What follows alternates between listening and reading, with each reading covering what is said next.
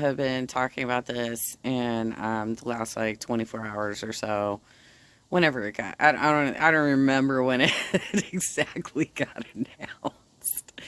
But we've all been speculating. We've all been speculating. Like, what? Is he going to go to Rumble? Is he going to go to AON? Is he going to go to RT? is he, is he going to go to Newsmax? What's going to happen with Tucker?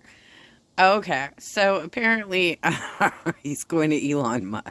You guys, this is hilarious. This is like the worst case scenario for him because um, Elon's probably thinking, "Oh, this will boost my platform." I don't know what Tucker's thinking, but the rest of us are just watching the train wreck of Twitter, crash and burn. We're watching the Twitter Titanic sink and Twitter hit the Elon iceberg and is sinking. And apparently, we get to watch it sink for a long ass time. But this is probably the funniest possible scenario. I wonder how much. Okay, so I bet you anything because you know how. I know I haven't even let Bo speak yet. My apologies. Um, you know how Elon was buying up blue checks for people and they were getting pissed off about it because they were trying to make a stand of, no, I'm not going to pay you $8 a month. And he's like, well, fuck you. I'm going to put a blue check on your account anyway because how much money is this guy wasting? So how much money is he going to try and pay Tucker Carlson to have, um, well, okay, so wait, I just got a notification like a month ago or something because they were taking away all these things like the two-factor authorization, which makes the safe less the website less safe. But they also eliminated Periscope and deleted all of our videos, which I really didn't have that much up anyway, which is fine by me. Whatever. So you deleted my Periscope shorts because they didn't even let you like broadcast all that long. Like anything you did on Twitter, you got like 30 seconds. But I imagine now that they have long form posting for the celebrities who did actually buy the blue checks, and apparently they probably have a video platform for these motherfuckers. All right, let's see what this is about.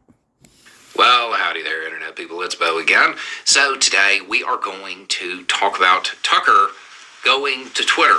Wow. Because that is apparently going to happen. That's going to be his new home for at least... Which is so wild, too, because, like, Twitter is one of the oldest social media platforms that's still around. I'm fairly certain, at least for those of us that weren't in college when Facebook started, Twitter was the right after or overlapping with MySpace. Like probably around like 2004, 2005 or something like that. Whereas Facebook was only available to college kids at the time because it was kind of like a dating app at that time. But Twitter was pretty widely available. It was I think it kind of came up at the same time as Reddit, which isn't so much of a social media platform. It's more like a message board. But it's been around forever, and he's like, I'm going to Twitter. Like, didn't he already have a Twitter account? I'm fairly certain he did, you guys, because I'm quite certain I've tagged him. Fairly certain I've tagged him several times, right? Just a little while. We're going to run through all of the various options because both Tucker and Elon, they have very different concerns. They have different issues that they're going to have to deal with because of this new development. Elon has gone out of his way to say that they have not signed a deal with Tucker. Oh, no. But has welcomed him aboard. So we'll see how that progresses. But what are the first concerns? We'll start. Oh my God, that's so fucking hilarious that Tucker's already like basically made an announcement about this. Have a deal in place. This clown has now been fired by 4 networks and has announced that he's got something in place, and Elon's like, no, what? This is so good, you guys. All right, Bo, tell me more. With Tucker. Okay, so Tucker has to hope his base transfers. Most of Tucker's base are people who watch cable news. Yeah. They are not really, most of them are not on Twitter. Yeah, they're not. A lot of them are not going to follow him because getting Twitter to your TV is going to be a little bit more difficult than they want to put up with. It's really that simple, just ease of use type stuff. I mean, yeah, I know. Isn't this crazy? Like, they can't even figure out how to screencast when they want to, like, seriously, like, when I'm doing these videos and then I show somebody later, oftentimes I will screencast through my Roku device to my large flat screen, right? And I think most of us have been owning flat screens for over a decade at this point. I think the first one I bought in like 2007. It was so weird too, right? I got a Sony Bravia, and it was the first time I could see the wrinkles in the newscasters' faces, and I'm like, oh my God, TMI, y'all. All right, okay. So yes, the majority of his viewership, he called it out himself, are post-menopausal. These are not exactly technologically savvy individuals, and they're more than likely, if they are on social media, they're probably on Facebook, not fucking Twitter. Now, so good. Even though his base may not transfer, odds are he's going to pick up some from Twitter. So numbers-wise, he should be fine. Well, now, you have to also consider this. When Tucker's on Fox, he's in an echo chamber. Yep. Well, when he's on Twitter, he's not. There will probably be instantaneous... Dude, he's going to block so many people. Are you kidding me? He probably already has the G-Hive list. He probably already got the G-Hive list from Tara Reid and Glenn Greenwald. I mean, these are people who preemptively blocked me just because of my knowledge of Jeff Campbell. Like, we've never met in person. I don't even think we've ever talked over the phone, but we've followed each other on Twitter since like 2016. And so as a result, I somehow landed on this list that these crazy ass mofos who all acted like they were leftists and decided to hang out with the GOP instead. They put me on some sort of list just because I know Jeff. Which I don't really know. I don't really know Jeff, you guys. I mean, I've chatted with him a couple of times, but like, I've never met that guy. And y'all like, she's part of the G-Hive. The G-Hive wasn't even, it wasn't even a thing. I mean, if it was a thing, it was a thing getting organized without me. I wasn't a part of it, y'all. Fact checking of his shows, which might get really annoying for Tucker. And people who are liberal or on the left, they're going to be incentivized to fact check his shows because of the way Twitter works. The engagement will benefit them. So it'll be like a freebie. Anytime their engagement starts to kind of slow down, they can go and fact check Twitter or go fact check Tucker, make fun of him, and boost their engagement.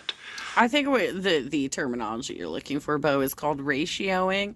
And I'm not entirely positive that I'm on board with this because I don't know exactly how the algorithms work on Twitter. But I don't see how it's a plus. I don't see how it's a bonus to boost people like Twitter by throwing insults in the reply tos. You know what I'm saying? I've never understood that aspect of Twitter, why it's just a big angry debate forum of trolls hurling insults at each other. But I mean, you're right, that's probably what, like, he's probably going to get dogpiled a lot, but I don't know that it's going to be enough for him to want to actually take down his account at any point, because they're literally boosting his tweets when they do that. And that's why I've never got the concept of ratioing, because I think most of the people on Facebook have figured out that that was a completely pointless and useless activity to do, because it's not helping us get the message out that we need to actually get people elected by wasting time on people like that. But YouTube's a little bit different because, like, I can put out my own content without boosting his, right? I could boost you though, right? Like I do a react video to you, I tag you in it, and I could boost you for that. But if I'm covering some Tucker Carlson bullshit, I'm not necessarily, I might tag him in it, but I'm probably not going to. And the reason being is that I don't want to boost that motherfucker's channel. So he's going to have to deal with that. The alternative to that is that people just decide, well, that's it for Twitter. It's now Truth Social. It has fallen to the right wing, and they leave. That's another option, in which case Tucker has his echo chamber back. I know. But that presents another problem. I have absolutely seen my numbers starting to go down. Now, I don't have like a huge following on Twitter, but I have seen people deleting their accounts. I've seen my numbers, because it's rare that I actually go searching out for people to follow or trying to get people to follow me. I don't, that's like, of the platforms, I use them in this order: Facebook, YouTube, then Twitter, and then Instagram. Instagram is my least favorite because all it is a bunch of people taking selfies, and they don't have a lot of substance in their captions. Later, when we come back to Tucker. For Elon, he has two options. He can allow the fact checking, which is certainly going to occur. Right. Or he cannot. If he chooses not to, he is choosing to be Truth Social. Yeah. He also needs to understand that, I would imagine, if they have any sense at all, the Democratic Party will literally be paying people to fact check him in real time. Oh, absolutely. Maybe not the Democrat. You were so right, Bo. You're absolutely right. Like Sally Albright, who, by the way, is on my friends list on Facebook, she got busted back in this, it was a few years ago. I can't remember exactly when it was, but she got busted for having a troll farm that was boosting her. Of course they do that on Twitter, because Twitter it's a completely different beast. They do it on Facebook too, but not to the same degree, because I think Facebook actually has more moderation around this, whereas Twitter got named in the ODNI report back in 2016 for being manipulated by Russian troll bot centers, right? I mean, do you guys all remember this? Our memory's so short that you don't remember they actually arrested people for doing this bullshit. Democratic Party, exactly, but a PAC of some kind will probably be doing that. Yeah, probably. So it will probably be pretty consistent. Then you have to think about Elon's main issue: revenue at Twitter. Advertisers. Advertisers are already nervous about Twitter, especially after the last week with Elon going around and saying, that's interesting, to every weird conspiracy theory out there. Oh, God. So I don't pay. You know what? I got that. You have to remember the position that Tucker's producers were in those leaked emails. There was a whole lot of conversation about advertising. In fact, they talked about bringing people on because they advertised with them. They needed advertisers. Right. If I mean, that's not how.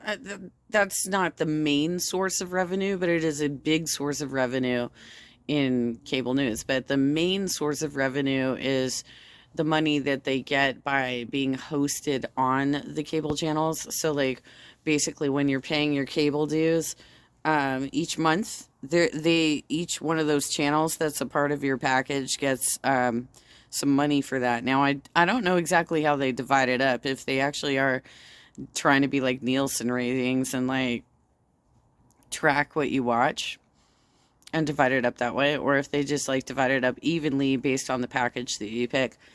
If they're trying to do that, like Nielsen ratings kind of stuff from me, then nobody's getting shit because I barely even turn my TV on, you guys.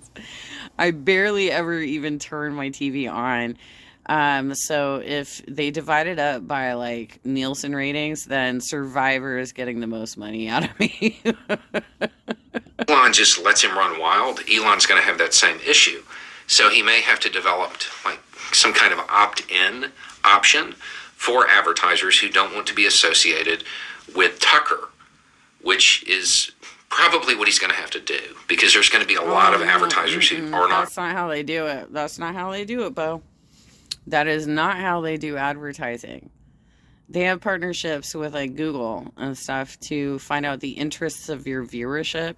So even you, dude, if you're monetizing your videos, you have no idea what kind of ads are being shown to your viewers, because it's going to be based on what they are communicating over like Gmail and shit, or what they're talking about over the phone, because they listen to our phone calls too. So that type of advertising has nothing to do, like, that is no, that's not how it works. Like, for instance, I have a website. I have no idea what the people who are going to go to my website are going to see in regards to advertising. I mean, I think there are ways where you can say, hey, don't show this type of content. But I think it's quite difficult to actually do that, especially if you're low time. Tucker's going to be big time. He's got some money. But I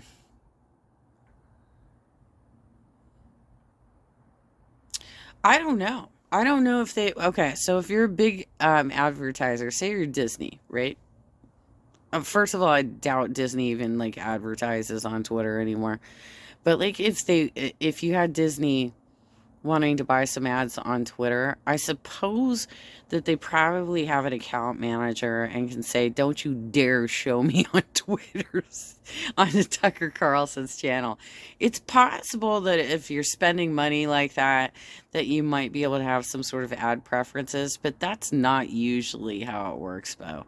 It's usually based on the user's online behavior. And that's why I get a lot of like colorful shoes, fairy lights in the garden, and diet tips. This is why. That's the kind of advertising I see, you guys. Going to want to be associated with that.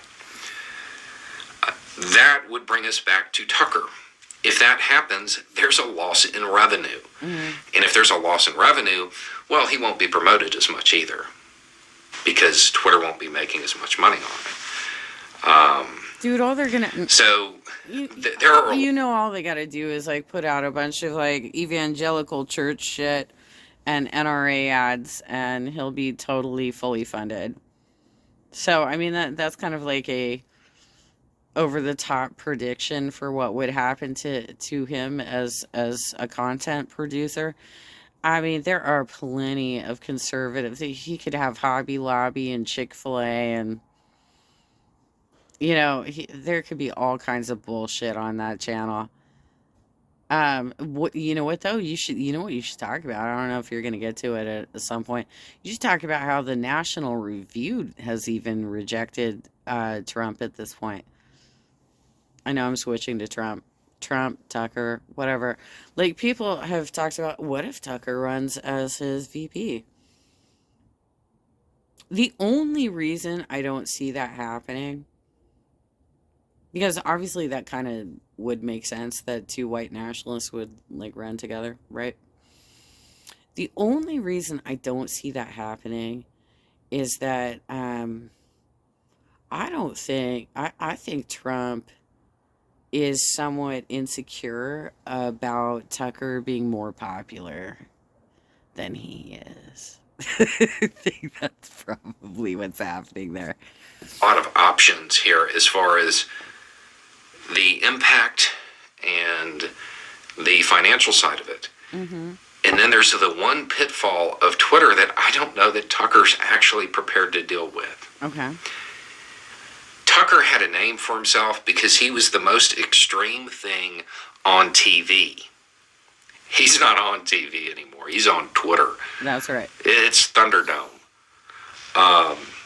Yeah, where's Bill O'Reilly? His takes, the stories that he runs, the way he presents it, they're mild for a lot of right-wing Twitter.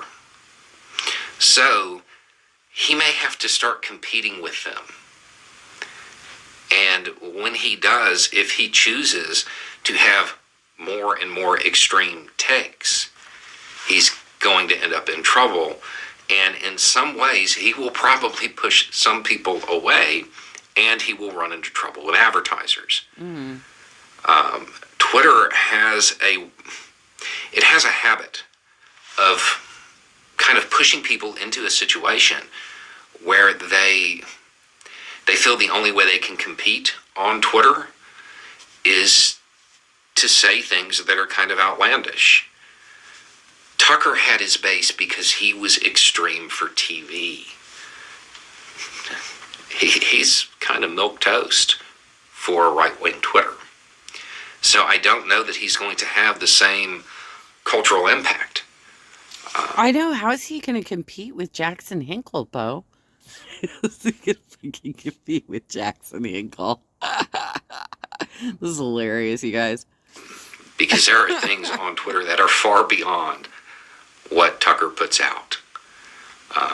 I don't know that this is actually a great move for either one of them, but at least now we know where Tucker is headed, at least for the time being, and it could be something that really energizes Twitter, or it could be something that is kind of the final nail in the birdhouse.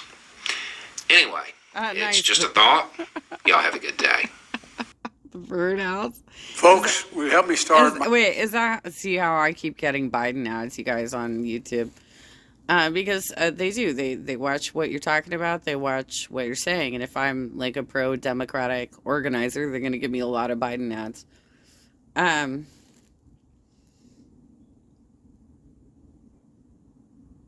This is so bizarre. Has anybody like really seen any? Like I've seen a couple of clips of what he's done over the last couple of weeks, and it's been really. There's not a lot of substance. It's just like doesn't really say anything. It's not informative. There's no substance.